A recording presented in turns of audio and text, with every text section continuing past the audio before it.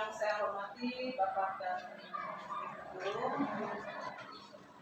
Assalamualaikum warahmatullahi wabarakatuh. Waalaikumsalam warahmatullahi wabarakatuh. Dan selamat siang. Siang. Terima kasih atas waktu dari Bapak Ibu. Untuk sekarang Ibu hanya memberikan sebuah sosialisasi, ya, karena merupakan salah satu tugas dari guru penggerak, yaitu aksi nyata 1.4 tentang budaya positif. Jadi Bapak dan Ibu, apa itu budaya positif? Ya, biasanya kita pasti tahu, kalau Bapak dan Ibu juga sudah tahu bahwa apa itu budaya positif, budaya. Yang namanya budaya, ya, menyangkut tentang nilai-nilai atau kebiasaan-kebiasaan yang dilakukan oleh anak. Ya. Motivasi diri yang ada pada diri anak agar anak tersebut dapat berubah. Jadi untuk budaya positif itu adalah nilai-nilai dan kebiasaan-kebiasaan di sekolah yang berpihak pada peserta didik agar mereka dapat berkembang menjadi pribadi yang kritis, penuh hormat dan bertanggung jawab. Jadi motivasi di sini, motivasi dalam dirinya. Ya. Biasanya anak-anak itu kalau motivasi yang ada dalam dirinya pasti dia datang di sekolah itu tepat waktu. Dari dia berasal dari dirinya sendiri. Motivasi itu sudah tertanam dalam dirinya tanpa ada paksaan dari luar. Ya. Dia datang di sekolah, kebiasaannya mungkin datang jam 7.30 sudah jam 7.00 itu sudah berada di sekolah. Bertemu dengan orang tua atau orang yang lebih tua darinya, dia mengucapkan salam. Jadi kebiasaan-kebiasaan ini harus kita tanamkan dari anak SD, ya. Kemudian kalau motivasi ini, ya, motivasi dalam diri siswa ini harus diterapkan dari kecil supaya terbiasa terus itu anak.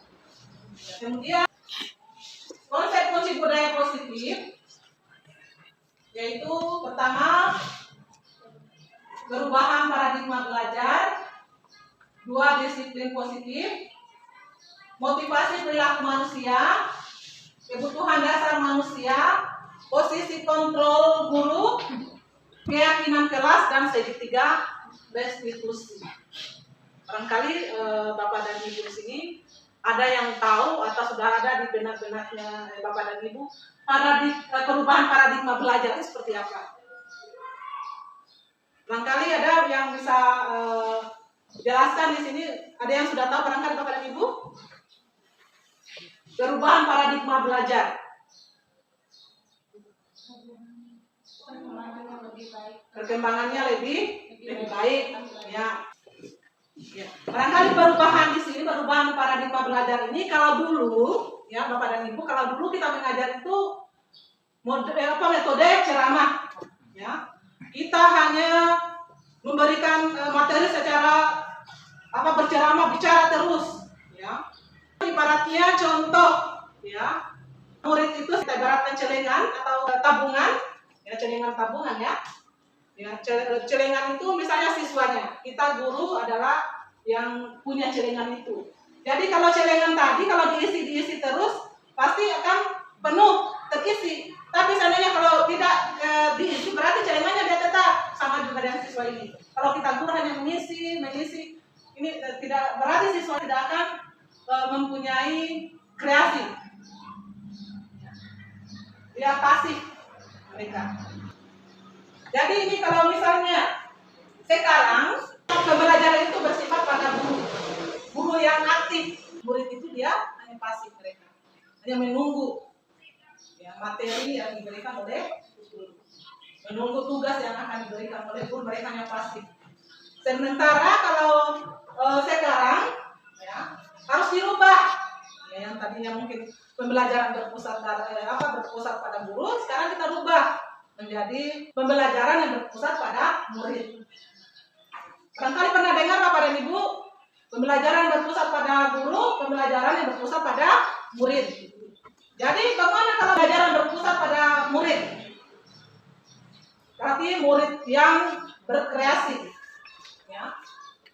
Murid yang mencari jawabannya itu mungkin dia cari di internet atau di majalah, ya, di koran, mereka yang aktif. Ya, kita guru hanya mengarahkan, hanya menuntun, ya.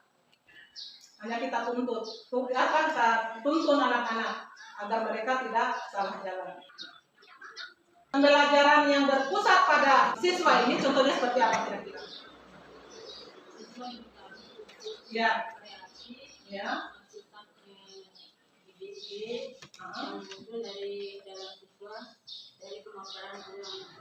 Iya, iya betul Ibu. Jadi pelajaran berpusat pada siswa ini, siswanya yang aktif. Ya. Kita guru ibaratkan pemain film, ya. Ada aktor, ada sutradara. Jadi kita guru sebagai sutradara, yang aktornya, pelakunya adalah siswanya kita. Jadi guru kita mengarahkan, ya, kita hanya arahkan, ya, siswa yang berkreasi. Tuh. Kemudian ini. Perubahan paradigma belajar itu dengan ini yang dimaksud dengan perubahan paradigma belajar adalah perubahan pembelajaran dari pembelajaran yang berpusat dari guru ke pembelajaran yang berpusat pada siswa. Jadi ada perubahan. Kemudian kalau sesuai dengan filosofi dihajar Dewantara itu bahwa guru itu dibahas seorang petani, ya, dan murid sebagai bibit tanam. Guru menanam padi tidak mungkin tumbuh jagung. Ya, pasti kalau menanam padi, tumbuhnya juga padi. Ya.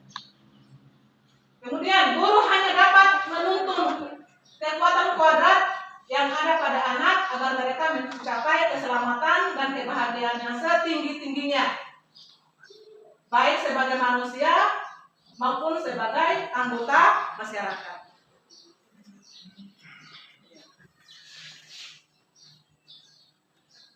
Jadi perubahan paradigma di sini untuk membangun budaya positif, sekolah perlu menyediakan lingkungan yang positif, aman, nyaman agar murid-muridnya itu mampu bertindak dan menciptakan dengan merdeka, mandiri serta bertanggung jawab.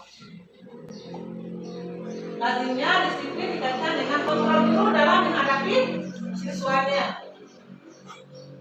Ini ada perubahan paradigma teori kontrol. Jadi kalau kita hubungkan dengan ini teori kontrol, ada ilustrasi kontrol. Nah, yang bagaimana itu ilustrasi kontrol? Ya, ini ilustrasi kontrol ini biasa disebut dengan miskonsepsi. Ya, orang kadang menganggap bahwa guru itu mengontrol muridnya. Ya. Maksudnya apa itu mengontrol murid? Belum tentu kalau kita siswa yang melakukan kesalahan.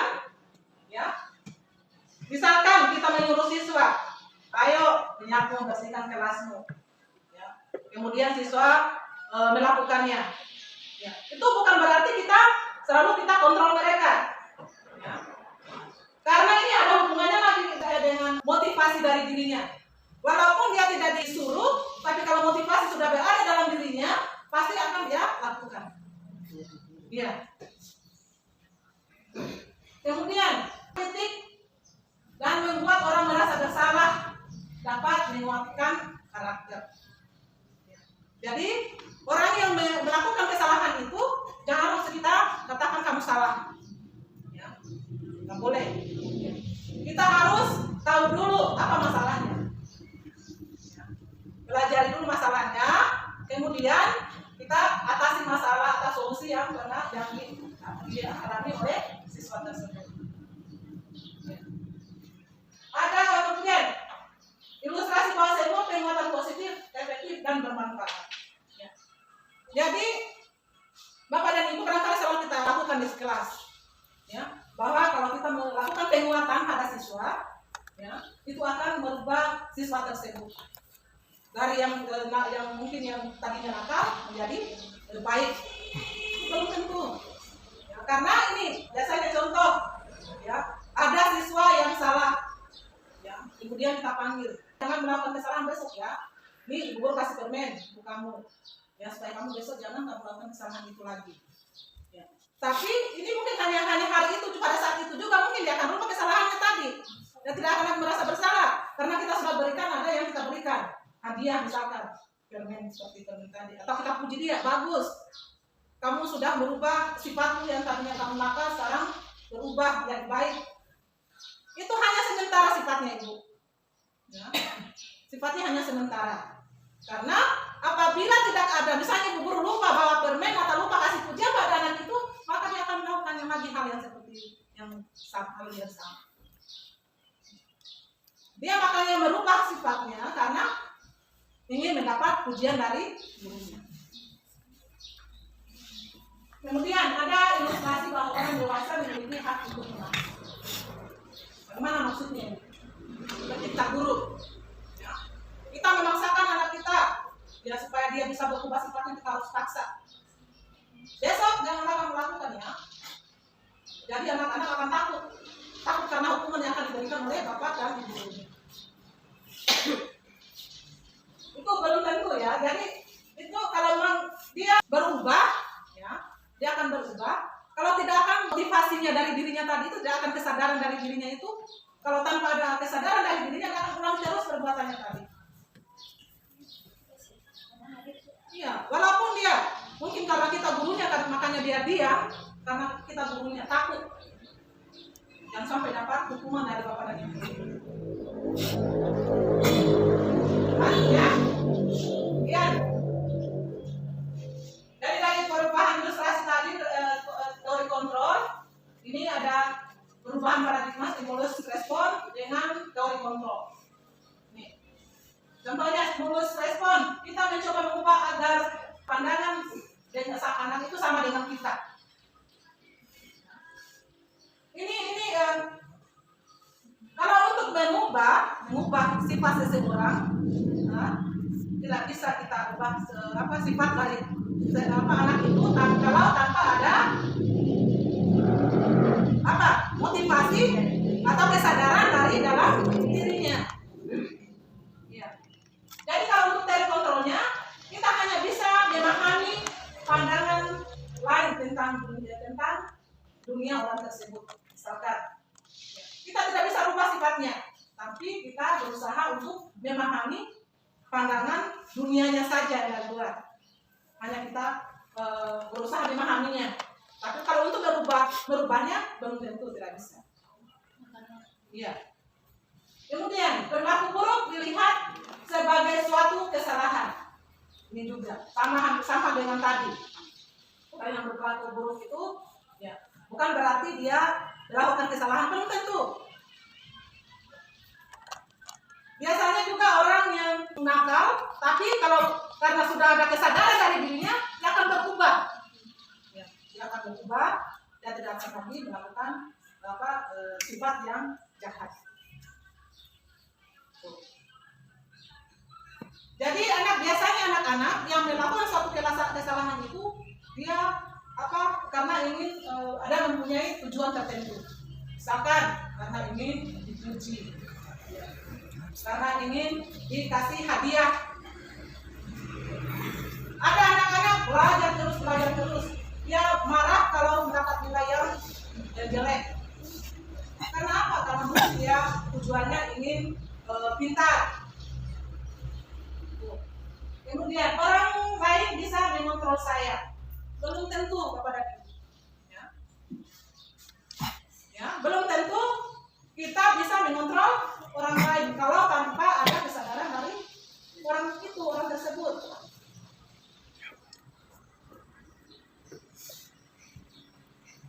Kalau teori kontrol, Anda tidak bisa mengontrol orang lain. Ya, kita tidak bisa mengontrol orang lain. Kemudian ada paksaan, ada pada saat bujukan gagal. Paksaan ada pada saat bujukan gagal. Misalnya kita bujuk anak supaya dia melakukan kesalahan yang membuatnya dia gagal. Jadi kita harus kalau untuk teori kontrolnya itu kita harus selalu mengadakan kolaborasi.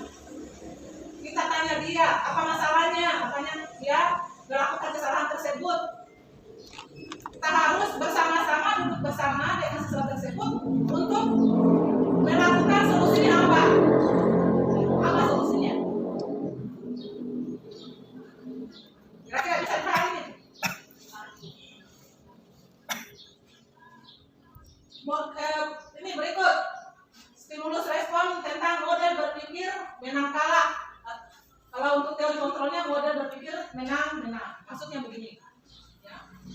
Kita misalnya kita menyuruh siswa kita, ya, untuk belajar atau untuk menyuruh siswa kita untuk membersihkan halaman sekolah. Kemudian siswa kita sudah melakukannya, berarti kita jangan kita menganggap diri kita bahwa kita sudah menang. Itu lagi, ya, siswa kalau memang dia motivasi dari dirinya, kesadaran dari dirinya tadi itu, dia berada dalam dirinya dari ditanamkan dari kecil, pasti dia akan melakukan dari tanpa disuruh, dia akan melakukan.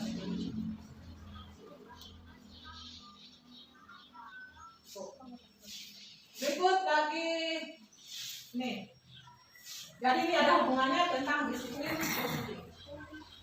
Kata disiplin, kita juga kan disiplin itu selalu kita kaitkan dengan tata tertib, ya, atau teratur dan kepatuhan terhadap peraturan. Kata disiplin juga sering dihubungkan dengan hukuman. Padahal itu sesungguhnya, ya, disiplin ini merupakan pelajaran, ya, pelajaran. Dengan disiplin tidak mesti diberi hukuman. Justru itu merupakan salah alternatif terakhir, ya, jangan lagi kita lakukan. Dan hukuman tadi itu seharusnya kita hindari. Jangan kita lakukan di sekitar kita atau di dalam kelas kita. Jadi hukuman ini jangan kita lakukan, karena ini kalau hukuman ini kita lakukan di kelas, memang anak itu dia akan turut, dia akan turut kita punya kemauan.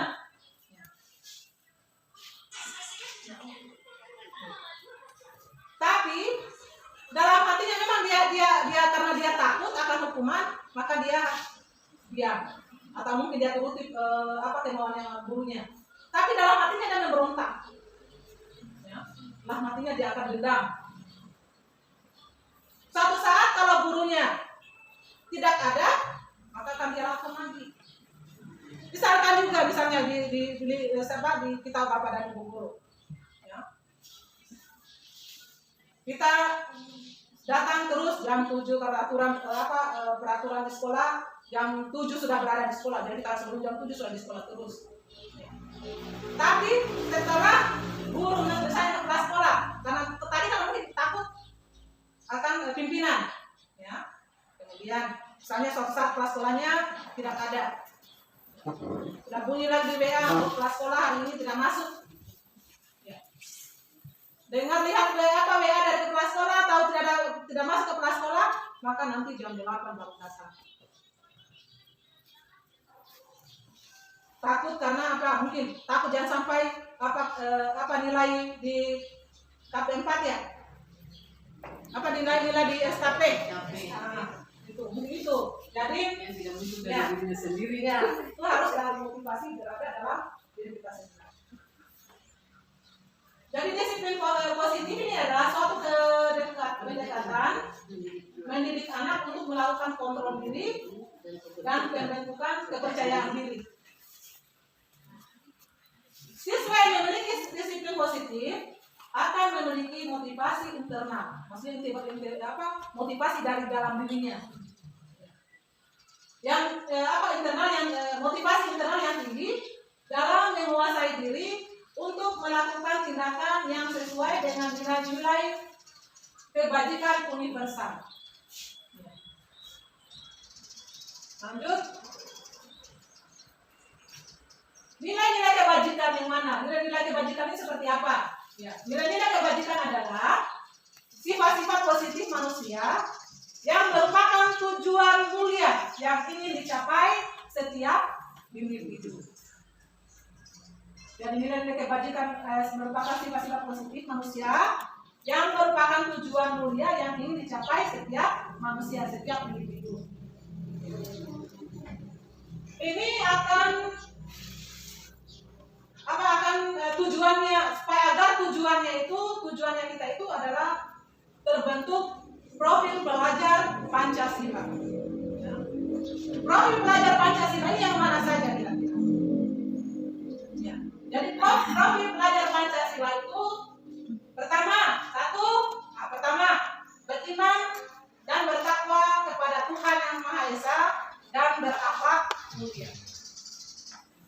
Jadi profil pelajar Pancasila ini ya, pertama tadi itu beriman dan bertakwa kepada Tuhan Yang Maha Esa dan berakhlak mulia. Jadi siswa kita itu harus bertakwa kepada Tuhan Yang Maha Esa, ya, supaya akhlaknya itu baik, bagus. Ya. Karena kalau dia melakukan kesalahan, melakukan tindakan yang salah, dia akan selalu ingat adanya Tuhan Yang Maha Esa. Kemudian berkebinekaan global yang kedua itu. Ya. Apa maksudnya ini berkebinekaan global? Ada yang tahu? Ya, kalau berkebinekaan global ini maksudnya dia selalu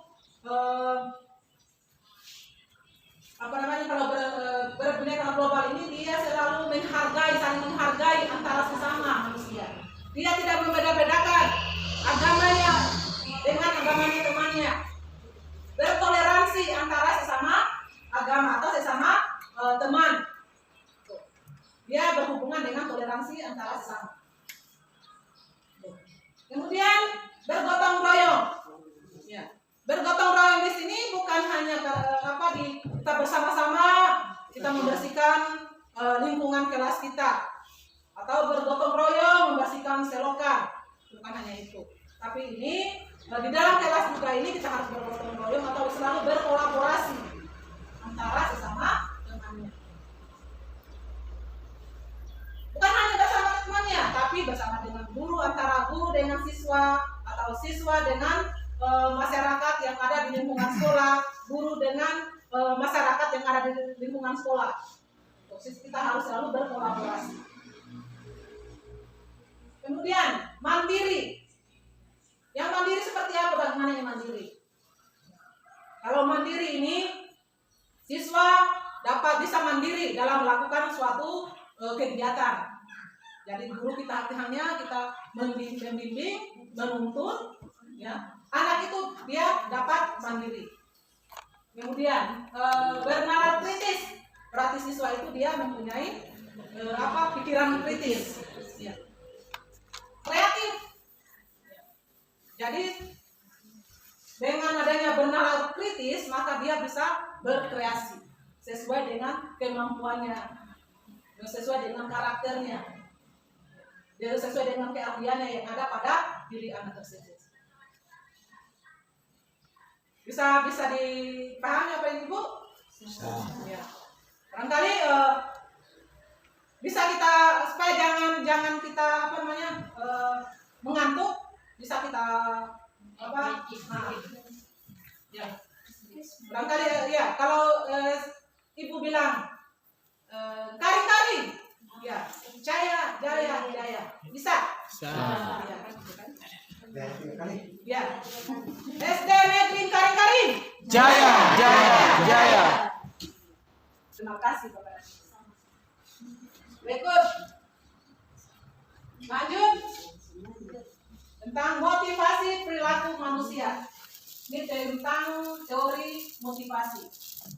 Dalam teori Greenman Boston, dalam bukunya menyatakan ada 3 motivasi perilaku manusia. Yang pertama, untuk menghindari ketidaknyamanan atau hukuman. Kedua, untuk mendapatkan imbalan atau penghargaan dari orang lain. 3, untuk menjadi orang-orang mereka inginkan dan menghargai diri sendiri dengan nilai-nilai yang mereka percaya. Jadi untuk menghindari ketidaknyamanan atau hukuman tadi ini dia bersifat eksternal, ya, berada dari sifatnya dari luar, ya. Karena apa? Kalau misalnya ini eksternal, ya, berarti dari luar, dia tidak berada dalam hatinya, motivasi dalam dirinya. Sama tadi guru saya sudah jelaskan juga bahwa kalau dia melakukan kesalahan, setelah itu dia berubah karena takut akan hukuman. Tapi setelah itu dia akan melakukannya lagi karena motivasi tadi itu tidak berada dari dalam dirinya. Tidak ada disiplin dari dalam dirinya, tidak ada kemauan dari dalam dirinya.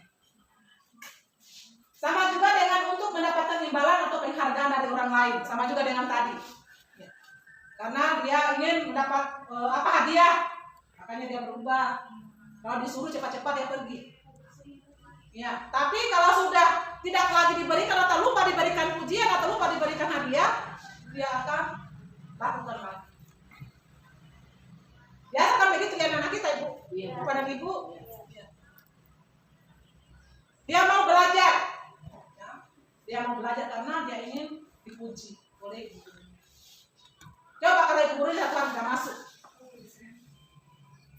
dia tidak mau belajar, malah dia yang pukul teman-teman yang mengganggu teman-teman. Karena itu kan dari dalam dirinya nanti kita ditanamkan akan kebiasaan-kebiasaan nilai-nilai yang baik tadi. Iya. Eksternal. Ketiga, untuk menjadi orang yang mereka inginkan dan menghargai diri sendiri dengan nilai-nilai yang mereka percaya. Ini yang dari dalam dirinya. Sudah ada motivasi dalam dirinya, sudah ada kesadaran dari dalam dirinya. Ya. Bahwa dia ingin dipercaya, dia ingin maju. Ini berada dari dalam dirinya sendiri. Sudah termotivasi memang dari dalam dirinya. Dia ingin dihargai. Dia punya tanggung jawab. Apapun apa yang kesalahan yang dia perbuat, ya masalah yang dia buat, dia bisa bertanggungjawabkan.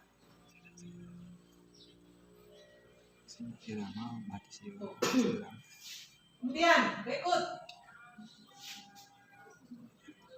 hukuman dan terhadap ini motivasi perilaku manusia. Hukuman dan terhadap adalah motivasi sementara yang dilakukan anak untuk melaksanakan kewajibannya. Dia yang bersifat sementara pada diri. Tapi setelah itu dia akan lakukan lagi. Kalau gurunya sudah asik mengajar atau lupa akan pujian yang diberikan, misalnya habis dia menjawab soal lupa diberikan lagi pujian, hanya dia tidak lagi tidak ada motivasi lagi. Jika ini terus-menerus diberikan akan mematikan kreativitas dan motivasi sesungguhnya dalam diri anak. Jadi ini sifatnya dia hanya sementara. Jadi ini mungkin di kelas Bapak dan Ibu kita harus hindari. Jangan sekali-sekali jangan selalu bisa. Nah, dulu kan selalu kita begitu ya. Kalau ada anak selalu kita berikan pujian bagus, memang harus sekarang juga. Ya, tapi itu sifatnya sementara. Kita berikan dia hadiah, hukuman, itu sifatnya dia sementara. Jadi ini harus pelan-pelan kita hindari. Karena kebiasaan, jadi pelan-pelan kita harus hindari. Berikut kebutuhan dasar manusia. Dalam menerapkan budaya positif di sekolah, seorang guru harus mengetahui apa yang menjadi kebutuhan murid. Ya. Jadi kebutuhan murid pertama, kebutuhan akan bertahan hidup. Ya. Ini yang ada hubungannya dengan makanan, perumahan, rumah, kesehatan. Ya. Contohnya misalnya Bapak dan Ibu, biasanya kan kita punya siswa di kelas, pada pagi-pagi sudah asik memberikan pelajaran, dia enak-enak tidur di belakang. Kalau anak yang tidur di belakang, Ibu, kalau kita mengajar, sementara mengajar ada yang tidur, muridnya kita, jangan langsung kita suruh keluar atau keluar cuci mukanya dulu supaya tidak mengantuk. Ya. Jangan dulu kita langsung ambil tindakan seperti itu, Bapak dan Ibu. Kita harus panggil dulu anak tersebut, panggil apa masalahnya, kenapa dia mengantuk, mungkin karena di rumahnya dia main game, mungkin dia tidur larut malam karena bangku orang tuanya menjual di pasar atau di Pantai Kamali misalkan, yang akhirnya sampai tengah malam baru tidur. Ya. Mungkin dia lagi sakit, tidak enak badan. Ya. Atau barangkali juga mungkin karena rumahnya bocor tengah malam, jadi dia harus sibuk. Ya, dia harus sibuk membantu orang tuanya. Jadi itu. Jadi kita jangan langsung kita bertindak langsung suruh keluar, jangan. Kita harus tanya tunggu, panggil. Kemudian berikut tentang kasih sayang dan rasa diterima. Siswa juga ini, ya, dia memerlukan kasih sayang dan merasa diterima. Dia mungkin di ruangan di kelasnya mungkin dia selalu dibully, ya. Kita harus berikan dia kasih sayang, kita harus berikan dia perhatian. Ya mungkin karena di rumahnya juga kurang perhatian dari orang tuanya, jadi penggantinya orang tuanya di rumah adalah kita gurunya. Jadi kita harus selalu perhatikan. Jadi kita harus selalu berikan kasih sayang kepada anak tersebut. Banyak sekali contoh yang biasa kita dapatkan di sekolah kita. Dia kadang nakal, memberontak, nakal. Karena apa itu? Biasanya juga anak-anak itu makanya dia nakal. Dia nampakkan kenakalannya di sekolah karena ingin diperhatikan. Ya, karena ingin mendapatkan kasih sayang dari ibu guru atau bapak guru. Mungkin karena di rumah kurang kasih sayang dari orang tuanya. Atau mungkin orang tuanya sibuk di luar mencari di kantor pulang sampai malam, akhirnya kasih sayang dari orang tuanya itu kurang. Jadi dia membutuhkan kasih sayang dari gurunya atau teman-temannya. Kemudian penguasaan, ya, berikut penguasaan. Penguasaan ini seperti apa? Dia ada hubungannya dengan kekuatan, ya. Bukan kekuatan karena dia mau kekuatan di sini bukan. Ya. Kekuatan penguasaan di sini dia ingin menjadi yang terbaik. Ya. Dia ingin agar selalu di depan dia menonjolkan dia punya keahlian. Dia ingin menguasai materi atau pembelajaran yang ibu guru berikan. Dia berarti dia bertanggung jawab. Dia menonjolkan keahliannya. Kemudian apa kesenangan? Kesenangan juga di sini hampir sama tadi dengan mendapatkan saya ingin senang. Ya. Mungkin di lingkungannya tidak mendapat kesenangan di sekolah karena banyak teman-teman atau banyak ibu guru yang perhatikan, bapak dan ibu guru selalu perhatikan sama dia sehingga dia kesenangan. Kemudian berikut kebebasan. Kebebasan di sini berarti dia bebas, bukan bebas karena dia ingin memukul atau berbicara seenaknya saja dengan tidak menghargai gurunya, tidak. Kebebasan di sini dia bebas untuk berkreasi. Dia bebas untuk beraktivitas sesuai dengan keahliannya dia. Dia harus berkreasi. Itu. Jadi kebebasan seperti ini. Berikut. Nih, tadi sudah ya. Kebutuhan bertahan hidup seperti makanan, kesehatan. Kebutuhan merasa diterima oleh keluarga. Kebutuhan akan kebebasan membuat pilihan. Kebutuhan akan kesenangan masukkan kegiatan yang menyenangkan dalam kelas. Kebutuhan akan penguasaan, dia kehebatannya tidak merasa terkontrol. Sekarang kita kunci budaya berikutnya yaitu posisi kontrol guru. Ya. Dalam penerapan disiplin positif ada 5 posisi kontrol guru, yaitu 1 penghukum. 2. Membuat rasa bersalah. 3. Posisi kontrol menjadi teman. 4. Pemantau. Dan 5 adalah sebagai manajer. Sekarang saya mau tanya lagi Bapak dan Ibu. Kira-kira di posisi mana kita berada sebenarnya kalau untuk kita Bapak dan Ibu guru? Apakah di posisi penghukumkah? Pembuat rasa bersalah? Sebagai teman? Pemantau atau sebagai manajer? Sebagai teman. Ya. Semua atau yang masih ada lagi yang lain sebagai teman? Ya. Sebagai pemantau. Teman sekaligus pemantau. Kita lihat yang posisi penghukum itu seperti apa. Posisi penghukum itu nada keras. Awas ya. Kalau kamu tidak lakukan ini, Ya, siapa itu? Awas kamu, biasa dengan tangannya kita itu, awas kamu ya. Dengan matanya kita melotot sehingga siswa itu merasa takut. Langsung diam dia di tempatnya, tidak mau lagi bergerak, takut. Ya. Dampaknya apa?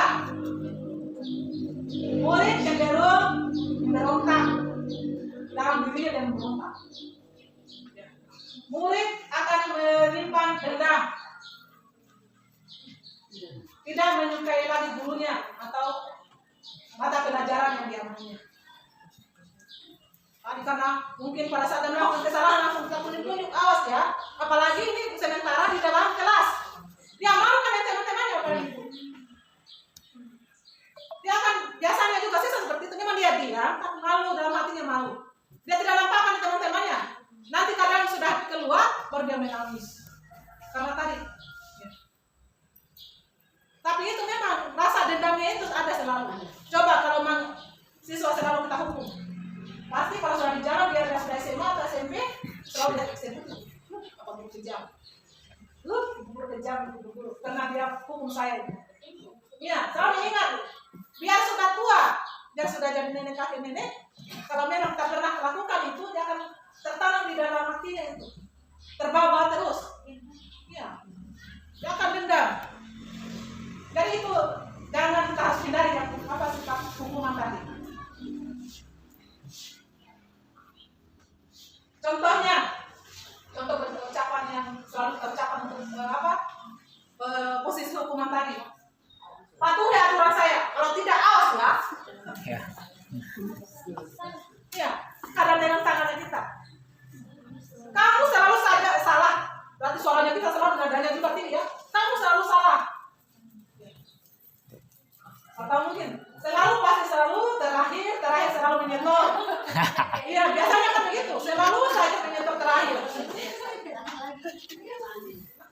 Biasanya ini kita dapat di kelas kita. Jadi ucapan kalimat-kalimat yang kita ucapkan itu tanpa kita sadari akan menyinggung perasaannya siswa. Ya. Akan mematikan motivasi siswa untuk belajar. Tanpa kita sadari setiap lalu kita ucapkan kalimat itu. Berikut, posisi kontrol membuat rasa bersalah. Berbicara dengan suaranya ya, bicara tenang, cenderung lembut. Namun kata-katanya yang diutarakan membuat murid menjadi orang yang gagal, memandang buruk dirinya sendiri, merasa tidak dihargai, ya, tidak sanggup untuk membahagiakan orang lain. Dampaknya, murid akan merasa bersalah dan akan menyimpan emosi negatif di dalam diri. Murid tidak akan merasa dendam pada dirinya. Apa dia akan merasa rendah diri di hadapan teman-temannya. Biasanya juga kita lakukan ini Bapak-Ibu, tanpa kita sadari. Biasa contoh ucapan yang biasa kita lakukan itu. Ibu sangat kecewa dengan kamu. Itu juga dia akan berarti guru ini atau bapak guru ini dia kecewa dengan saya. Apa kesalahan saya?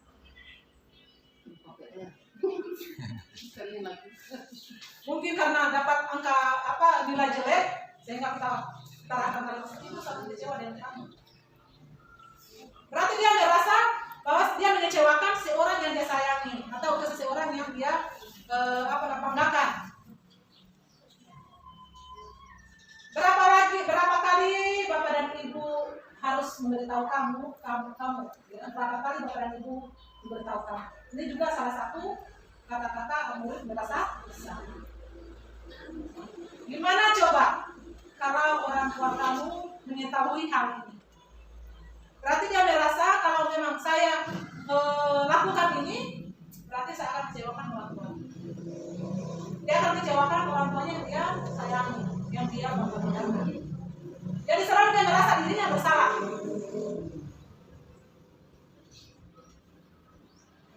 Jadi berikut posisi kontrol sebagai teman. Suara guru ramah, cenderung bersenda gurau, akrab, ya. Murid akan senang, aman dan akrab dengan gurunya. Identitas yang tercipta adalah identitas sukses, namun masih dorongan dari luar eksternal. Salah satu contoh, dia karena banggakan gurunya tadi, dia akrab, ya, dia selalu ikuti perintahnya apa dari gurunya. Dia selalu melakukan apa yang diperintahkan oleh guru. Tapi suatu saat bapak gurunya ini pindah atau bapak ibu gurunya pindah, yang tadinya dia karena merasa aman dengan gurunya tadi, bagaimana kalau gurunya sementara yang dia banggakan tadi itu pindah sekolah, maka akan kembali lagi berontak lagi dia punya diri, dia akan melakukan lagi kesalahan. Ini dampaknya murid akan ketergantungan pada guru tertentu. Dia akan ketergantungan. Murid akan berperilaku baik hanya pada orang-orang tertentu. Karena kan sudah akrab dengan gurunya atau ibu gurunya. Banyak contoh. Biasanya kan murid kita di kelas itu pada itu. Kalau muridnya kelas 5 mungkin, ya, kalau disuruh sama anak guru kelas 1, kalau iya tidak mau, biasanya begitu. Ya hanya juga ibu gurunya yang disuruh ibu gurunya, kecuali baru dia pergi. Tapi kalau orang guru dari kelas lain, ya hanya dia dengar-dengar saja, tidak mau pergi. Dia acuhkan kita. Biasanya kan begitu Bapak Ibu. Banyak contoh yang selalu ada di hanya kita tanpa kita sadari hal ini. Berikut ucapan yang sebagai tenang. Ayo, bantulah demi bapak atau ibu. Ayo, ingat bantuan bapak ingat tidak ayo ingat tidak bantuan bapak ibu selama ini. Ingat tidak, ayo ingat tidak, ya, ayo ingat tidak bantuan bapak ibu selama ini. Ya, sudah cukup kali ini saja Bapak Ibu lakukan.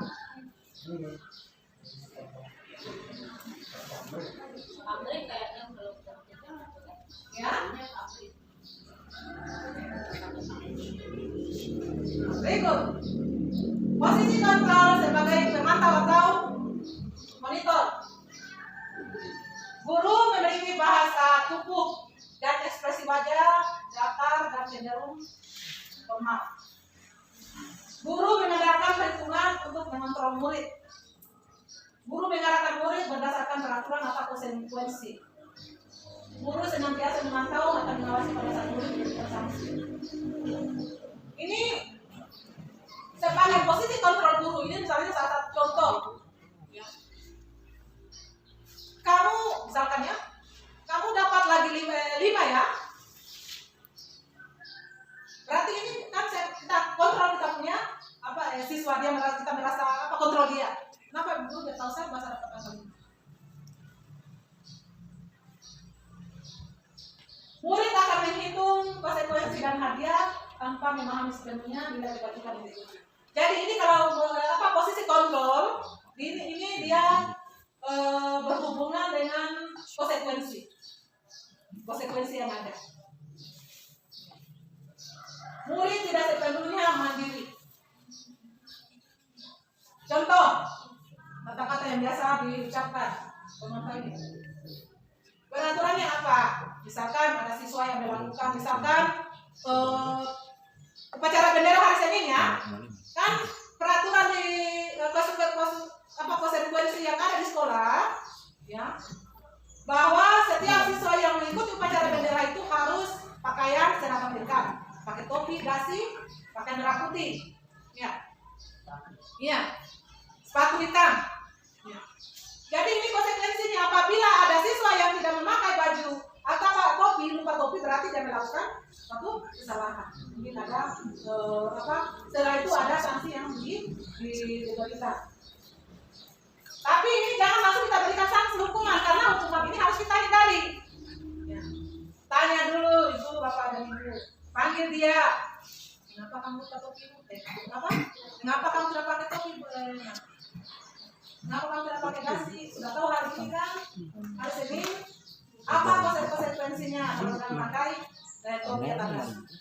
Kan anak-anak itu dia akan sadari bahwa oh iya, bahwa konsekuensi atau keyakinan sekolah kita ini adalah kalau hari Senin itu harus berpakaian yang rapi seragam ya, lengkap. Sudah tahu konsekuensinya dia. Itu untuk zaman sebagai pemantau. Apa yang telah kamu lakukan? Sanksi atau konsekuensi apa? Apa sanksinya? Kalau anak yang melakukan kesalahan apa sanksinya? Karena dia dikontrol, dipantau. Nah, saudara konsekuensi yang pernah kita lakukan di sekolah. Aturan sekolah itu sudah ada. Keyakinan sekolah itu sudah ditentukan bahwa setiap hari Senin harus berpakaian seragam. Setiap olahraga yang olahraga, anak-anak harus berpakaian olahraga. Anak-anak yang tidak pakai baju olahraga dipanggil. Kenapa tidak pakai baju olahraga? Tahu apa alasanmu? Apa alasannya? Jangan langsung dimarahi. Jangan langsung disuruh pulang. Atau jangan langsung dikasih keluar, tidak boleh ikut jam olahraga. Harus tahu dulu apa masalahnya. Kemudian posisi kontrol sebagai manajer. Kalau posisi kontrol sebagai manajer di sini adalah guru bersuara netral, tidak emosional dan tidak terlalu ramah. Nada suaranya tidak terlalu tinggi. Guru membimbing murid untuk memecahkan masalahnya sendiri. Posisi manajer ini adalah posisi kontrol yang disarankan untuk membimbing murid memiliki disiplin positif, yaitu murid yang mandiri, bertanggung jawab, dapat memecahkan masalahnya. Tujuan posisi manajer ini adalah agar murid berefleksi atas tindakannya. Guru dengan tulus memberikan pertanyaan bermakna sehingga membuat murid belajar dari kesalahannya dan mencari sebuah solusi untuk diselesaikan. Itu posisi manajer ini. Murid yang melakukan kesalahan, ya, kita harus panggil. Murid itu harus menentukan sendiri atau mencari tahu sendiri solusinya apa. Apa yang harus dia lakukan? Kita berikan pertanyaan. Siswa akan memecahkan sendiri solusi yang dia alami. Contohnya, apakah kamu meyakininya? Jika kamu meyakininya, apakah kamu bersedia memperbaikinya? Jika kamu memperbaiki hal ini menunjukkan kepada dirimu, apa rencana kamu memperbaiki hal ini? Jadi siswa itu dia akan bertanggung jawab akan kesalahan yang pernah dia lakukan. Kesalahan yang dia lakukan tadi, setelah dipanggil, ditanya-tanya, maka solusinya itu dia akan dapatkan sendiri. Oh iya. Jadi anak ini dia akan tertanam di dalam hatinya, motivasi dari dirinya itu akan muncul. Keinginannya itu jangan muncul karena dia tahu oh solusinya ini seperti ini. Kesalahan yang saya pernah berbuat, saya harus bertanggung jawabkan. Jadi anak-anak tidak akan lagi ulangi. Dan tidak akan lagi ulang kesalahan yang pernah dia lakukan. Jadi Bapak dan Ibu, sedikit Ibu saya kasih contoh-contoh ucapan posisi kontrol di sini. Bapak Ibu sebutkan saja. Oh, ini penghukum. Ini kalimat ini ucapan ini adalah ucapan merasa bersalah ini contohnya. Di posisi mana aku? Kamu tidak pernah benar melakukannya. Ini kira-kira di posisi apa ini? Sebagai manajer kah? Sebagai penghukum? Merasa bersalah? Merasa bersalah ini. Hah? Kamu tidak pernah melakukannya. Merasa bersalah. Merasa bersalah. Hukum. Hukum ya. Berdua manajer. Hukum. Ya. Berdua Hukum. manajer. Kamu tidak pernah melakukannya ya? Kamu tidak pernah melakukannya? Hukum. Tidak pernah. Kamu tidak pernah benar melakukannya ya? Tidak benar. Tidak pernah. Apa rencanamu? Dua. Berarti hukum dia ya? Ya. Apa rencanamu untuk menyelesaikan masalah itu? Manajer. Iya, sebagai Manajer. Ayolah, tiga. Ayolah. Lakukan demi Bapak Ibu ya. Teman. Ya, teman. Pak, kamu tidak pernah mendapat nilai baik selama ini. Memantau. Ya? Iya, memantau. Kita pantau, bisa dipantau. Kita pantau dia, ada pantauan kita sehingga kita bisa tahu bahwa ini. Lima, coba kamu bayangkan seandainya keluarga kamu tahu tentang hal ini. Ya, merasa bentuk perkataan anak merasa bersalah. Lanjut ya. Nah, sekarang kesepakatan kelas atau keyakinan kelas. Jadi Bapak dan Ibu, biasanya kalau dulu kan tidak ada keyakinan kelas. Ini keyakinan kelas ini kenapa bukan peraturan dalam kelas, harus keyakinan kelas. Atau harus kesepakatan kelas. Nah, bukan peraturan saja. Kalau keyakinan kelas berarti dari dalam dirinya, Anda sudah yakini, sudah sepakati bersama teman-temannya, maka itu harus dilakukan.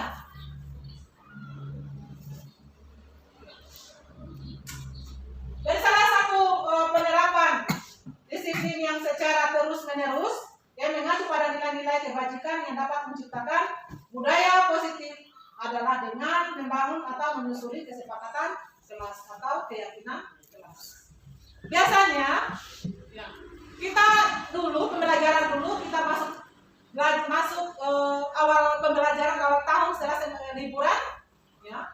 Pergantian semester itu biasanya kita masuk langsung belajar. Padahal ini Ibu, Bapak dan Ibu, sebelum kita mulai pembelajaran pada saat kita tahun ajaran baru, kita harus adakan dulu kesepakatan kelas atau keyakinan kelas. Keyakinan kelas ini harus kita adakan. Mengapa? Ya, supaya siswa itu dia tahu bahwa oh keyakinan kelas seperti ini. Misalkan membuang sampah pada tempatnya. Jadi semua siswa diberikan sebuah kertas. Saya kemarin sudah lakukan ini. Ya, kasih kertas siswa sendiri yang buat keyakinan kelas. Bukan guru, kan mereka semua. Jadi sejumlah 50 atau 30 siswa yang ada dalam kelas itu harus tulis semuanya.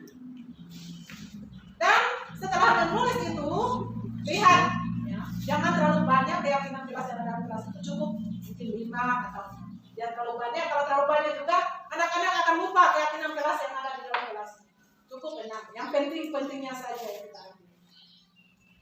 Membuang sampah pada tempatnya. Apabila ada siswa yang membuang sampah sembarang, itu pasti ada temannya yang sampaikan dia yang kasih nanti itu awas keyakinan kelas kita tidak boleh membuang sampah pada tempatnya. Jangan kalau keyakinan kelas ini jangan selalu ada kata tidak. Misalnya tidak boleh membuang sampah sembarangan. Karena ini bahasanya itu harus bahasa yang positif. Misalnya membuang sampah pada tempatnya. Berjalan di atas trotoar atau kalau misalnya kita gunakan tidak boleh berjalan di atas trotoar, jangan. Harus berjalan di atas trotoar. Menjaga kebersihan kelas. Jangan ada kata tidak boleh tidak mencoret-coret pagar dan tembok itu harus kita, kalau tidak itu harus kita hindari. Contoh, kesepakatan disusun dan dikembangkan bersama-sama guru dan siswa. Jadi setelah dibuat kesepakatan kelas ini, ya, telah dibuat oleh gurunya harus dipajang di dindingnya atau di mana yang mudah dilihat oleh siswa. Jadi mungkin bisa kita lakukan nanti ya, kesepakatan kelas ini mungkin bisa diterapkan di kelas-kelas yang kita. Kesepakatan kelas berisi beberapa aturan untuk membantu guru dan murid bekerja bersama membentuk kegiatan belajar yang efektif. Kesepakatan kelas tidak hanya berisi harapan guru terhadap murid, tapi juga harapan murid terhadap guru serta harapan guru dan murid terhadap proses pembelajaran yang berlangsung. Kesepakatan kelas menuntun nilai-nilai positif yang diyakini bersama oleh guru dan murid selama proses pembelajaran. Itulah yang disebut dengan keyakinan. Jadi kemarin Bu Guru karena ada kelas 4 ya, gurunya bagi kegiatan, saya masuk ke kegiatan kelas. Jadi siswa itu mereka antusias menulis keyakinan kelas itu. Karena mereka sendiri yang tulis, berarti itu harus di keyakinan itu harus dan kan sudah ada dalam dirinya bahwa tidak boleh kita lakukan ini. Peraturan ini harus kita terapkan di dalam kelas kita. Jadi setelah kita buat peraturan di kelas, baru kita buat peraturan di sekolah kita. Tapi yang penting di dalam kelas itu. Berikut kesepakatan kelas atau keyakinan kelas. Ini langkah-langkahnya. Ini langkah-langkahnya para ibu. Guru meminta semua murid di kelas untuk menuliskan apa saja aturan yang perlu disepakati bersama. Kemudian mencatat semua usulan di papan. Jadi usulan-usulan siswa kalau bukan ditulis di kertas, ditulis di papan. Kemudian menyusun keyakinan kelas sesuai dengan prosedur dengan mengganti kalimat negatif menjadi kalimat positif. Kayak tadi kalimat kata tidak tadi itu harus kita hindari. Kemudian keyakinan kelas hendaknya tidak terlalu banyak sehingga mudah diingat dan dipahami oleh warga kelas. Jadi warga kelas berarti semua siswa yang ada di kelas. Ya. Meninjau ulang keyakinan kelas. Jadi ini keyakinan kelas yang kita sudah buat. Kalau sudah 1 semester berikutnya tinjau kembali. Ya, direfreshing kembali bagus. Jadi harus direfreshing kembali. Direvisi. Ganti mana yang seharusnya diambil, mana yang harus diganti lagi. Kemudian setelah disetujui, ditandatangani oleh semua peserta yang membuat keyakinan tadi. Berarti seluruh siswanya kita harus tanda tangan. Kalau misalnya suatu saat siswa tersebut melanggar keyakinan kelas tadi itu, perlihatkan. Ini kamu sudah tanda tangan, berarti kamu sudah buat keyakinan kelas ini. Nah, apa harus dipatuhi ya, kemudian dipajang. Ya. Berikut. Ini ada segitiga restitusi. Restitusi adalah proses menciptakan kondisi bagi murid untuk memperbaiki kesalahan mereka, sehingga mereka bisa kembali pada kelompok mereka dengan karakter yang lebih kuat. Itu dalam pendapat Gassen. 2. Penerapan restitusi dikenal dengan nama segitiga restitusi. Segitiga restitusi adalah proses dialog yang dijalankan guru atau orang tua agar menghasilkan murid yang mandiri dan bertanggung jawab. Ini proses restitusi di sini ada 3, yaitu validasi tindakan yang salah, kemudian menstabilkan identitas, menanyakan keyakinan. Sesi yang pertama, menstabilkan identitas. Berdasarkan prinsip membuat kesalahan adalah bagian dari proses, dan dia buat kesalahan berarti dan kita juga guru kan bisa kita belajar dari kesalahan yang dibuat oleh siswa kita tadi. Solusinya bagaimana kita terapkan, apa yang harus saya jalankan, apa yang harus saya ambil itu solusi yang pernah dibuat dari siswa. Berarti kita juga belajar dari kesalahan yang pernah dibuat oleh siswa. Berperan menggeser identitas murid dari identitas yang gagal ke identitas yang sukses. 3. Jangan mengkritik murid yang sedang mengalami identitas gagal. Ini dari kalau murid yang sudah melakukan kesalahan, jangan langsung kita tegur atau jangan langsung diarahkan. Kita arahkan pelan-pelan, arahkan dia ke tempat atau kita arahkan dia ke tempat yang lebih, ke arah yang lebih baik. Berikut sisi pertama menstabilkan identitas, kedua ini ya, kita pertanyaan yang membuat kesalahan sesuatu yang wajar. Saya juga ke siswa ya, membuat kesalahan sesuatu yang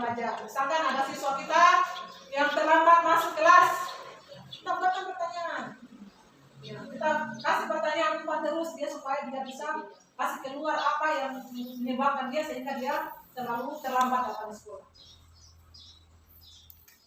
Dari pertanyaan-pertanyaan tadi yang kita berikan, maka siswa ini akan bertanggung jawab atas kesalahannya dia. Akan kita dapatkan solusi dari masalah yang dialami oleh siswa kita. Jadi pertanyaannya itu misalnya membuat kesalahan itu sesuatu yang wajar. Manusia tidak ada yang sempurna. Itu kita guru yang berpertanyaan ke siswa kita. Kita bisa memperbaiki masalah ini. Saya tidak pernah menanyakan kesalahannya, tapi fokus perbaikan masalah ini.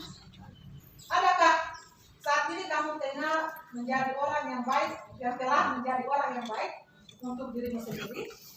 Maka dari pertanyaan-pertanyaan yang kita ungkapkan tadi, yang kita berikan itu, siswa dia akan tahu kesalahannya dari mana. Dia akan bertanggung jawab. Bertanggung jawabkan apa yang dia berikut. Validasi tindakan yang salah berdasarkan prinsip yang setiap perilaku berupaya memenuhi kebutuhan sendiri tertentu. Guru akan bergeser dan dari pemikiran stimulus respon menjadi proaktif. Mengenali dan mengakui kebutuhan murid ini dapat memperbaiki hubungannya guru dengan murid. Pernyataan atau pernyataan disampaikan dengan nada tidak menghakimi atau memojokkan siswa. Ya, pertanyaan-pertanyaan yang kita berikan ke siswa kita itu pertanyaan yang membuat dia semangat. Bukan kita memojokkan dia. Kalau kita berbuat pertanyaan memojokkan dia, maka karena dia terlalu dia mojok, pertanyaan kita malas. Dia malas, dia tidak mau jawab pertanyaan kita. Karena dia seakan-akan dia selalu merasa disalahkan. Jadi itu harus dihindari untuk nada-nada tinggi yang menghakimi atau menjauhkan siswa. Pertanyaan yang diberikan misalkan, kamu bisa saja bertindak lebih gegabah dari ini. Kamu bukan melakukannya tanpa suatu alasan tertentu. Kamu melakukannya karena mempertahankan sesuatu yang penting bagimu. Mungkin kamu bisa mempelajari suatu perilaku baru yang lebih efektif. Bersediakah kamu mempelajarinya? Kemudian segitiga restitusi yang ketiga yaitu menanyakan keyakinan. Teori kontrol menanyakan keyakinan. Di sini teori kontrol menyatakan bahwa pada dasarnya kita termotivasi secara intrinsi, berarti dari dalam diri kita. Saat perilakumu sudah divalidasi dan identitas sukses telah stabil, maka murid telah siap mengaitkan keyakinannya dengan tindakannya yang salah.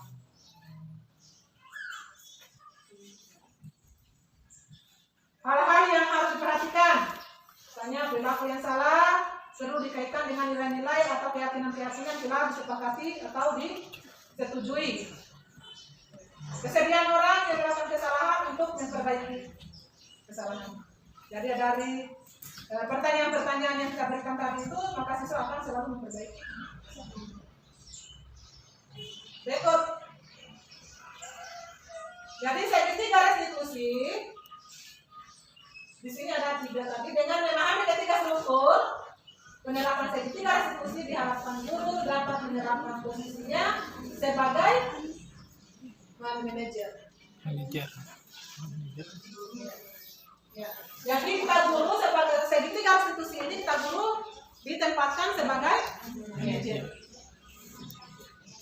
Dengan mengajukan pertanyaan-pertanyaan yang bermakna sehingga membuat murid itu percaya diri, mandiri dan bertanggung jawab. Jadi kita perlahan-lahan mungkin yang tadinya kita main hukum, selalu kita membuat murid kita merasa bersalah, atau kita jadikan teman atau monitor, kita perlahan-lahan kita buat. Perlahan kita jadikan posisi kita itu sebagai manajer.